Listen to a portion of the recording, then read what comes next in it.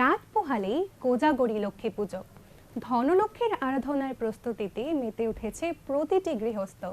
চলছে ভোগের আয়োজন থেকে আলপনা, ফল সবজি থেকে মূর্তিমালা কেনা বেচা।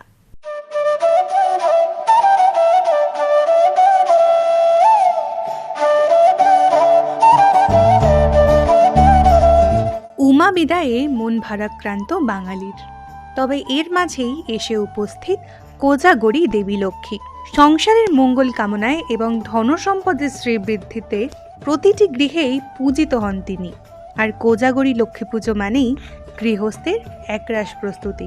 আগামীকালকে লক্ষ্মী পূজা। আমরা জানি লক্ষ্মী হলেন ধনদেবী, তাই আমরা সবাই প্রতি বছর দুর্গাপূজার পরে আমরা লক্ষ্মী পূজার একটা আয়োজন করে থাকি। প্রত্যেকে আমরা লক্ষ্মী পূজার জন্য ঘরে ঘরে আয়োজন করি। তার জন্য আগের দিনে আমরা একটা প্রস্তুতি নিয়ে থাকি। এই নাড়ু, নারকেল নাড়ু, তিলের নাড়ু এগুলি আমরা তৈরি করি, যা মায়ের ভোগের জন্য তৈরি করা হয়।